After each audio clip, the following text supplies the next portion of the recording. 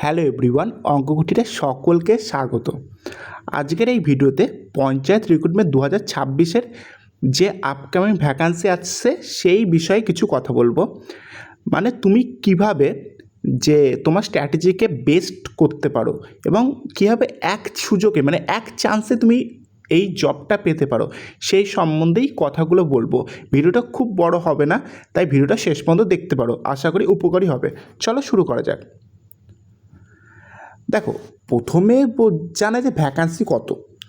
Vacancy দেখো 6,500 তো confirm, এইটুকু তুমি ধরে রাখতে পারো, মানে 6,500 প্লাস ভ্যাকান্সি আসছে, এইটুকু তুমি কনফার্ম হয়ে থাকতে পারো।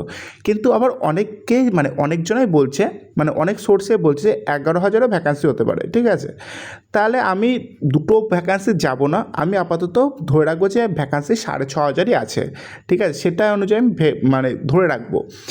এই অনুযায়ী আমাদের এগিয়ে চলতে হবে। ঠিক আছে, চলো এর পরবর্তী গুরুত্বপূর্ণ বিষয় সেটা আলোচনা করা যাক। এবার যে বলতে পারি যে পঞ্চায়েত যে 2026 যে পরীক্ষাটা হবে, ঠিক আছে, যে তোমরা যদি ভাবো যে নোটিফিকেশন আসবে তারপর পড়া শুরু করবে, নোটিফিকেশন আসবে তারপর ফর্ম ফিল আপ করবো তারপর পড়াশোনা শুরু করব, সেক্ষেত্রে কিন্তু তোমার ধারণা খুবই ভুল। মানে সেক্ষেত্রে তাহলে তোমার সিলেকশন হবে না। তুমি যদি সিলেকশন নিতে চাও তাহলে কিন্তু পড়াশোনা এখন থেকে শুরু করতে হবে। আর তাহলে সিলেবাসটা চলো দেখা যাক। ওভারঅল যে কটা মানে 6-7টা পোস্টের জন্য ফর্মটা ফিল আপ হবে, সেক্ষেত্রে ওভারঅল তুমি যদি সিলেবাসটাকে দেখো, বাংলা, ইংরেজি, অঙ্ক আর জিকে এই 4টে বিষয়ই থাকবে। তার ভেতরে বাংলা, ইংরেজি আর অঙ্ক এই 3টে বিষয়ের ওয়েটেজ পাই অনেকটাই বেশি। জিকে সেরকম ওয়েটেজ নেই, তাই জিকে বেশি এখন পড়তে হবে না। তুমি যেই পরীক্ষার জন্য মানে যেটার জন্য ফর্ম ফিল আপ করবে, মানে পঞ্চায়েতে তোমার এডুকেশন কোয়ালিফিকেশন অনুযায়ী তুমি যেটার জন্য ফর্ম ফিল আপ করবে সেটার জন্য লাস্ট পরীক্ষার 1 মাস তুমি সেই বিষয়টার জন্য জিকে পড়লে হয়ে যাবে। তাই জিকের জন্য এখন তোমার মাথা ব্যথা করার কোনো দরকার নেই। তাহলে তোমার এখন যেটা দরকার সেটা যে বাংলা, ইংরেজি, অঙ্ক এই 3টে বিষয়কে স্ট্রং করে রাখা। ঠিক আছে, চলো প্রত্যেকটা বিষয়ের আমরা সিলেবাসকে দেখে নেব এবং প্রত্যেকটা বিষয়ের জন্য এই চ্যানেল কি করবে সেটাও তোমায় জানাবো এবং তোমার স্ট্র্যাটেজি কী হবে সেটাও তোমায় জানাবো। তাই বলছি আশা করি ভিডিওটা তোমার ভালো লাগবে। আর যদি ভিডিওটা ভালো লাগে অবশ্যই কিন্তু ভিডিওটা একটা লাইক দিয়ে যেও। ঠিক আছে, চলো দেখো, প্রথমে তো আসছে বাংলা। পঞ্চায়েতের যে বাংলা সিলেবাসটা আছে সেই বাংলা সিলেবাসটা আমরা আলোচনা করছি। দেখো, তুমি যে কোনো বই নিতে পারো আপাতত। ঠিক আছে, তোমার যেন বেসিকটা পুরোটা ক্লিয়ার থাকে। বেসিকটা ক্লিয়ার থাকে বলতে কি, তুমি কারক বিভক্তি তোমায় পড়তে হবে। ধরো ক্লাস 10-এর তুমি বই নিতে পারো। ঠিক আছে, ক্লাস 10-এর বাংলা ব্যাকরণ যে বইটা ছিল সেই বইটা ইউজ করতে পারো, বা 9-10-এর যে বইটা তোমরা পড়েছো আগে। ঠিক আছে, নতুন করে তোমার বই কেনার কোনো দরকার নেই। তোমরা লাস্টে যখন পরীক্ষার 2 মাস আগে থাকবে সেক্ষেত্রে 1-2 প্র্যাকটিস সেট কিনে নেবে, তাতেই হবে। এর জন্য বাংলা ব্যাকরণ বই কেনার কোনো দরকার নেই। তুমি হচ্ছে তোমার কাছে যে 9-10-এর বইটা ছিল না, সেই 9-10-এর বইটাই তুমি ফলো করো। তো এই 9-10 তুমি সিলেবাসটা তুমি স্ক্রিনশট করে নাও। ঠিক আছে, তোমার এই কটা তোমায় মানে রেডি করতেই হবে।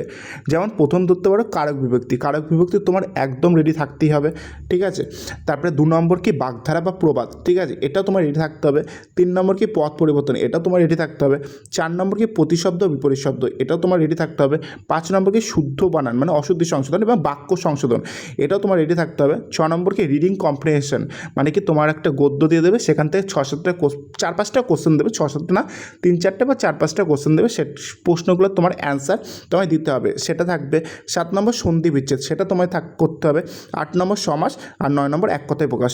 এই 9টা টপিক কিন্তু তোমাকে রেডি করে রাখতেই হবে। তারপর যখন নোটিফিকেশান বেরোবে তখন দেখা যাবে কোনে। ঠিক আছে, নোটিফিকেশানের সিলেবাস কী আছে, নোটিফিকেশান সিলেবাস যাই থাকবে এই কটাই থাকবে। তুমি মিলিয়ে নেও, বাংলা, ইংরেজি, অঙ্ক তো থাকছেই। ঠিক আছে, আর জিকের জন্য আলাদা, হয়তো কারোর জন্য রুরাল ডেভেলপমেন্ট থাকতে পারে, সেক্ষেত্রে আলাদা ব্যাপার। কিন্তু তুমি যদি বাংলায় তোমার এই 9টা বিষয় মানে 9টা টপিক একদম কিন্তু বেসিক পুরোপুরি ক্লিয়ার করে রাখতে হবে। এবার এই চ্যানেল থেকে তুমি কী পাবে, এই চ্যানেলটা তুমি যদি সাবস্ক্রাইব করে রাখো তাহলে তুমি এই চ্যানেলে মক টেস্ট পাবে। ঠিক আছে, মানে পুরোপুরি করাবো না, যে কারক বিভক্তি প্রত্যেকটা ক্লাস আলাদা করে করাবো না, কিন্তু তুমি 25টা লাস্ট পরীক্ষার 10টা তুমি বাংলার উপরেই মক টেস্ট পাবে, মানে সেট মডেল সেট। সেখানে তুমি তোমার প্রিপারেশান কেমন হয়েছে তুমি সেটা দেখে নিতে পারবে। ঠিক আছে, চলো বাংলার জন্য এটা হলো। চলো নেক্সট দেখো। ইংরেজি। আচ্ছা, আরেকটা কথা বলে রাখি যে আগেরটা বাংলাটা যাচ্ছিলো, বাংলা কিন্তু নিজের মাতৃভাষা, সেক্ষেত্রে কিন্তু তোমার যদি 25 নম্বর থাকে কোনো বাংলায় পরীক্ষার জন্য, ঠিক আছে, সেক্ষেত্রে কিন্তু তুমি ম্যাক্সিমাম টার্গেট 23 নম্বর, মানে 25-এর মধ্যে 23 নম্বর তোমায় তুলতেই হবে। এটা তুমি মাথায় রেখো, ঠিক আছে, কারণ মাতৃভাষায় যদি নাম্বার না ওঠে অন্য কোনো বিষয়ে কিন্তু নাম্বার না উঠতে পারে, তাই বাংলায় কিন্তু তুমি 25-এ 23 নম্বর তুলতেই হবে, এটা তোমায় মাথায় রাখতেই হবে। এরপরে ইংরেজি যে সিলেবাসটা, সেই সিলেবাসটার ভেতরে ধরো তুমি ভয়েস চেঞ্জকে তোমায় পড়তেই হবে, ভয়েস চেঞ্জের যে পার্টটা তোমায় পড়তে হবে, ফ্রেজাল ভার্বস তোমায় রিমেম্বার করতেই হবে, মনে রাখতে হবে, মিনিমাম 300+ ফ্রেজাল ভার্ব তোমায় মুখস্থ করতেই হবে। সিনোনিম অ্যান্টোনিম এটা তো কোনো কমনের কোনো ব্যাপারই না, সিনোনিম অ্যান্টোনিমটাও তোমায় পড়তে হবে। তুমি যে কোনো গ্রামার বইতে ফলো করো, কিন্তু গ্রামার বইটা অবশ্যই কি ক্লাস 10 না 10-এর হতে হবে, ঠিক আছে, 5-6-এর গ্রামার বই তুমি দেখো না, ক্লাস 10 বা 9 এই গ্রামার বইটা তুমি ফলো করো, সেখান থেকে এই টপিকগুলো পড়ো, ঠিক আছে।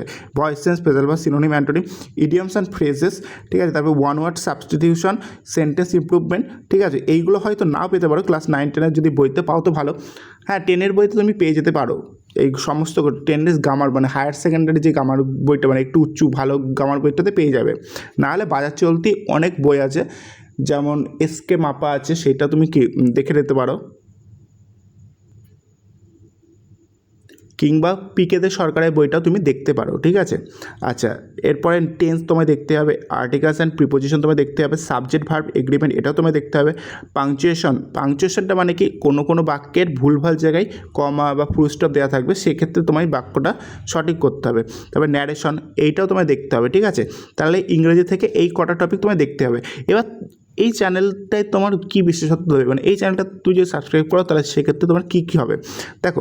একটা টার্গেট আমরা, মানে ইংলিশকে যথাযথ 90% কমনের জন্য একটা টার্গেট আমি ভেবেছি, সেটা হচ্ছে ধরো WBCS যেমন আছে, WBCS পিলির যে টোটাল 24 বছরের প্রশ্ন যেটা আছে 2000 থেকে 2024 পর্যন্ত, এই 24টা বছরের প্রশ্ন তোমায় করিয়ে দেবো, ঠিক আছে। তুমি 24টা বছরের প্রশ্ন যদি 25টা করে প্রশ্ন হয়, তাও অনেক প্রশ্ন, ঠিক আছে, তুমি এইটা পাবে। এছাড়াও শুধু এটা করলে হবে না, এরপরে ধরো আরও ক্লার্কশিপে অনেক কটা শিফটে, মানে ক্লার্কশিপে এর আগের বছরে 4টে শিফটে পরীক্ষা হয়েছে, তার আগের বছরে পরীক্ষা হয়েছে, ঠিক আছে, এরকম ক্লার্কশিপে তুমি 5টা সেটের প্রশ্ন পেয়ে যাবে।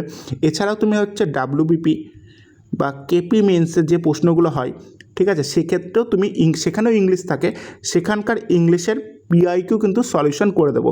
তাহলে এই এতগুলো সালে তুমি যদি PYQ সলিউশন করে ফেলো, ঠিক আছে, এবং এইগুলো যদি বেসিক তোমার ক্লিয়ার থাকে, তুমি 100% গ্যারান্টি তুমি 90%-এর উপরে কমন পাচ্ছ, এইটুকু তুমি 100% ধরে রাখতে পারো, ঠিক আছে।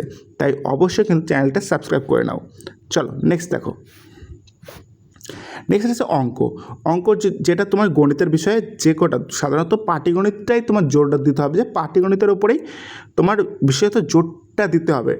আর পাটিগণিতে তোমায় কোন চ্যাপ্টার এখন তৈরি করে রাখতে হবে, সেটা হচ্ছে নাম্বার সিস্টেম, অপশান 2 বলতে HCF LCM, তারপর 3 নম্বর সিম্পলিফিকেশন।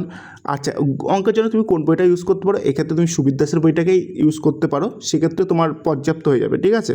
তারপর 4 number percentage, 5 number problems on age, 6 number ratio and proportion, 7 number partnership, 8 number mensuration, 9 number profit and loss, 10 number simple and compound interest, 11 number time and work, 12 number speed distance race এবং 13 নম্বর mixer এবং 14 নম্বর race, ঠিক আছে।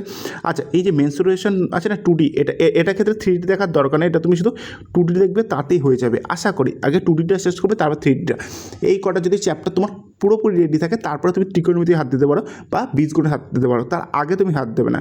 আর কিছু অঙ্ক যে কটা থাকে, মানে বীজগণিত বা ত্রিকোণমিতির যে কটা অঙ্ক পরীক্ষায় বারবার রিপিট হয়, সেই ধরনের অঙ্কগুলো আমি শর্ট ভিডিওর মাধ্যমে করে দেবো। এছাড়াও পাটিগণিতে অনেক ভিডিওতে মাধ্যমে, মানে 100টা শর্ট ভিডিও দেবো, সেই 100টা শর্ট ভিডিওর মাধ্যমে অঙ্ক পাই শর্ট টিক্সের মাধ্যমে। শর্ট টিক্স মানে যেগুলো পরীক্ষায় খুব রিপিট করেছে, সেই সমস্ত অঙ্কগুলো এই চ্যানেলে তুমি পেয়ে যাবে।